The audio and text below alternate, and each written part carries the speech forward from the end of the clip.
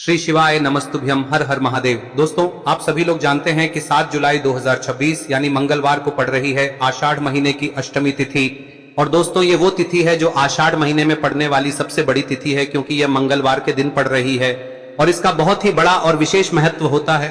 पूज्य गुरु जी ने कहा है, अगर कभी भी मौका लग जाए और आषाढ़ महीने की अष्टमी तिथि मंगलवार को पड़ जाए तो आप लोगों को 1 दीपक और 11 चावल के दाने वाला उपाय तो अवश्य ही करना चाहिए, और इन दोनों का संयोग बहुत ही कम आता है। और दोस्तों, पूज्य गुरु जी ने अपनी शिव महापुराण की कथा में बताया है, इस दिन आपको 11 चावल दाने वाला उपाय तो अवश्य ही करना चाहिए, क्योंकि ऐसा दिन पूरे साल में सिर्फ एक ही बार आता है। और दोस्तों, आप सभी लोग जानते हो कि मंगलवार अष्टमी का अगर सबसे बड़ा कोई उपाय है तो वो 11 चावल के दाने वाला उपाय है। तो दोस्तों, इस मंगलवार के दिन आप लोगों को इस 11 चावल दाने वाले उपाय को जरूर करना है। बहुत सारे लोग होंगे जिन लोगों ने इस उपाय को न किया हो, मतलब पूरा साल निकल गया और उन्होंने किसी भी दिन इस 11 चावल के दाने वाले उपाय को न किया हो। पर दोस्तों, आपके पास एक आखिरी मौका बचा हुआ है, जो कि 7 जुलाई के दिन है। तो इस दिन आप लोगों को इस वाले उपाय को जरूर कर लेना है। भले ही आपने पूरे साल भर इस उपाय को ना किया हो, पर अगर आपने इस आषाढ़ महीने में पड़ने वाली अष्टमी तिथि के दिन अगर इस वाले उपाय को कर लिया तो आपको इस उपाय को करने का वो फल मिलेगा जिसकी आपने कभी कल्पना भी नहीं करी होगी। इसीलिए आप लोग इस वाले उपाय को एक बार जरूर कर लेना, ताकि आप लोगों के हाथ से यह मौका ना जा सके और आपको इस उपाय को करने का फल मिल सके। दोस्तों, यह उपाय पंडित जी ने अपनी अभी की ही शिव महापुराण की कथा में बताया है, जिस उपाय को आज हम आपको बहुत अच्छे से समझाने वाले हैं। इस वीडियो को देखने के बाद इस उपाय को समझने के लिए आपको कोई और वीडियो को देखने की जरूरत नहीं पड़ेगी। तो चलिए दोस्तों, उपाय को शुरू करते हैं। देखिए, यह इस आषाढ़ महीने के मंगलवार के दिन यह इतना खास होता है, इतना महत्वपूर्ण होता है। देखा गया है कभी कभी बड़े बड़े पूजा पाठ अनुष्ठान से जो मनोकामना पूर्ण नहीं होते, वो इस आषाढ़ महीने के अष्टमी के दिन एक छोटे से उपाय करने से ही आपकी मनोकामना पूर्ण हो जाती है। और बहुत सारे लोगों ने इस उपाय को किया भी है और उनको इस उपाय को करने का फल भी जरूर मिला है। अगर आप लोग भी इस उपाय को मंगलवार अष्टमी के दिन करना चाहते हैं तो आप इस उपाय को पहले अच्छे से समझ लेना, सुन लेना, उसके बाद करना। आपको इस उपाय का फल जरूर मिलेगा। और इस उपाय को कर लेने से आपके घर में चाहे किसी भी प्रकार की दुख और समस्या क्यों ना चल रही हो, आपको उसका कारण भी नहीं पता है कि भाई यह समस्या किस कारण से चल रही है, उसका कुछ भी कारण हो सकता है, जैसे पितृदोष हो सकता है या किसी भी तरह का मंगल दोष भी हो सकता है। तो इस दिन आप लोगों को यह वाला उपाय कर लेना है। यह एक ऐसा उपाय है जिस उपाय को अगर किसी विशेष दिन पर किया जाए तो भाई उस विशेष दिन का जो है वह तो हमें मिलता ही मिलता है, पर हमने उस दिन पर इस उपाय को किया है तो हमें उससे भी बड़ा फल मिलता है, और फल बहुत जल्दी मिलता है, क्योंकि आप इस उपाय को बहुत ही बड़े और विशेष दिन पर कर रहे हो। तो चलिए अब उपाय के बारे में बात करते हैं, लेकिन उससे पहले आप लोगों को यह जानना आवश्यक है कि आखिर यह उपाय किस समय करना है, किसको करना है और कैसे करना है। तो चलिए हम आगे आपको वीडियो में एक एक करके बता देते हैं, लेकिन उससे पहले अगर आप लोग हमारे चैनल पर नए हैं तो हमारे चैनल को सब्सक्राइब कर लेना और इस वीडियो को लाइक करके कमेंट बॉक्स में श्री शिवाय नमस्तुभ्यम ओम नमः शिवाय जरूर टाइप कर देना। और अपने फायदे के लिए, गरीबी दूर करने के लिए इस वीडियो को पूरा देखकर जाना, तभी आपको लाभ की प्राप्ति होगी।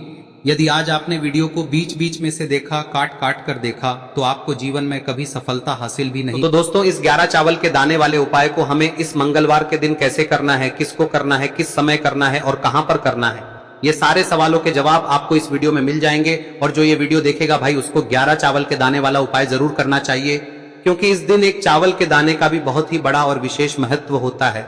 और जब बात आ जाए 11 चावल के दाने की, तो ये सोने पे सुहागा वाली बात हो जाती है, और ये एक बहुत ही बड़ा उपाय हो जाता है इस मंगलवार अष्टमी तिथि का। तो अब दोस्तों, इस 11 चावल के दाने वाले उपाय को आखिर करना किसको है, सबसे पहले हम लोग वो बात जान लेते हैं। तो देखो, घर की जो बड़ी माताएं बहनें होती हैं, उन माताओं बहनों में से कोई भी एक बड़ी माता बहन इस वाले उपाय को कर सकती है। और दोस्तों, अगर आप चाहें तो अपने घर में से सभी सदस्यों को भी इसको करवा सकते हैं। अगर किसी व्यक्ति की खुद की कोई मनोकामना है, खुद की कोई दुख और परेशानी है जो कि वो अपने लिए ही करना चाहता है, इस वाले उपाय को तो वह खुद अपने लिए भी कर सकता है। बाकी अगर कोई घर में से ऐसा है जो कि अपने पूरे घर परिवार की सुख और शांति के लिए ये वाला उपाय करना चाहता है, तो भाई वो भी कर सकता है, उसमें भी कोई दिक्कत वाली बात नहीं है।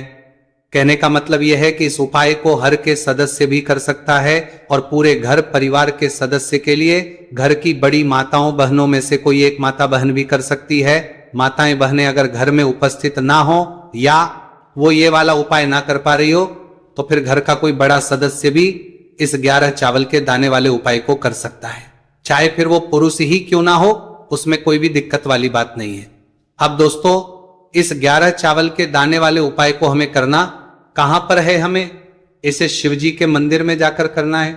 बहुत सारे लोग प्रश्न करते हैं उपाय को करते समय, क्या हम इस उपाय को घर पर कर सकते हैं? तो इस वाले उपाय को आप घर पर नहीं कर सकते हो। इस वाले उपाय को करने के लिए आपको शिव जी के मंदिर ही जाना पड़ेगा। उसके बाद में दोस्तों जो अगला प्रश्न निकल कर आता है वो ये आता है इस उपाय को लेकर कि आखिर इस उपाय को हमें किस समय करना है, सुबह के समय करना है कि शाम के समय करना है? तो देखो, इस वाले उपाय को आप लोग सुबह के समय भी कर सकते हो और शाम के समय प्रदोष काल में भी कर सकते हो। अब अगर आप पूछो कि भाई सबसे उत्तम समय कौन सा रहेगा इस 11 चावल के दाने वाले उपाय को करने का, तो हम आपसे बस यही कहेंगे कि इस उपाय को आप सुबह के समय करेंगे तो ज्यादा बेहतर होगा। बाकी अगर प्रदोष काल शाम के समय भी करेंगे तो भी अच्छा होगा, उसमें कोई भी दिक्कत वाली बात नहीं है। तो अब दोस्तों जो अगली सबसे बड़ी और महत्वपूर्ण बात आती है वो ये आती है कि सुबह अगर हम उपाय को करेंगे तो हमें कितने बजे से लेकर बजे तक के बीच में करना है, और शाम के समय प्रदोष काल में करेंगे तो हमें कितने बजे से लेकर कितने बजे के बीच में करना है। तो देखो, सुबह जितनी जल्दी हो सके आप उपाय को करने की कोशिश करना। बाकी अगर किसी कारणवश लेट भी हो जाओ, थोड़ी देर भी हो जाए, तो 10 या 11 बजे तक भी आप उपाय कर लेना, और 12 बजे से ज्यादा देरी ना हो, ठीक है, इस बात का ध्यान रखना। उसके बाद में दोस्तों अगर शाम के समय प्रदोष काल की बात करें, दोष काल का जो समय है होता है वो शाम के 6 बजे से शुरू हो जाता है। मतलब शाम के 6 बजे से लेकर 7 बजे के बीच का जो समय होता है ये समय प्रदोष काल का समय होता है। पर अभी जो मौसम चल रहा है इस मौसम में जो है शाम बहुत देरी से होती है, तो आप इस उपाय को 7 या 8 बजे के बीच में भी कर सकते हो। मतलब शाम के 6 बजे से रात 8 बजे के बीच में आप कभी भी इस वाले उपाय को कर सकते हो, उसमें कोई भी दिक्कत वाली बात नहीं है। अब दोस्तों यहां पर इस उपाय को लेकर एक और सबसे बड़ी बात यह निकल कर आती है कि इस 11 चावल के दानों को हमें लेना कहां से होता है, और हमें इस उपाय को करने के साथ में क्या और कुछ भी सामग्री ऐसी होती है जो शिव जी के मंदिर लेकर जानी है। तो देखो यहां पर हम आपको बता दें, सबसे पहले आप लोग ये जान लो कि ये जो 11 चावल के दाने वाला उपाय है, सिर्फ और सिर्फ आप उपाय की सामग्री लेकर कभी भी शिव जी के मंदिर मत जाना, क्योंकि हमें भगवान के सामने ये नहीं दर्शाना है कि अगर हम भगवान शिव जी के मंदिर आए हैं तो अपने फायदे के लिए आए हैं। तो इसलिए जो भी पूजन सामग्री है, उपाय सामग्री है 11 चावल के दाने, इसके साथ में आपको पूजन सामग्री भी जरूर लेकर जाना है। देखो, अगर सुबह के समय उपाय कर रहे हो तो सीधी सी बात है, 1 लोटा जल तो आप लेकर जाओगे ही जाओगे। वही 1 लोटा जल अगर मिट्टी का जल हो तो बहुत अच्छा रहेगा। मिट्टी का जल कैसे बनाया जाता है, इसके लिए हमने पहले से बहुत सारी वीडियोस बना दी है।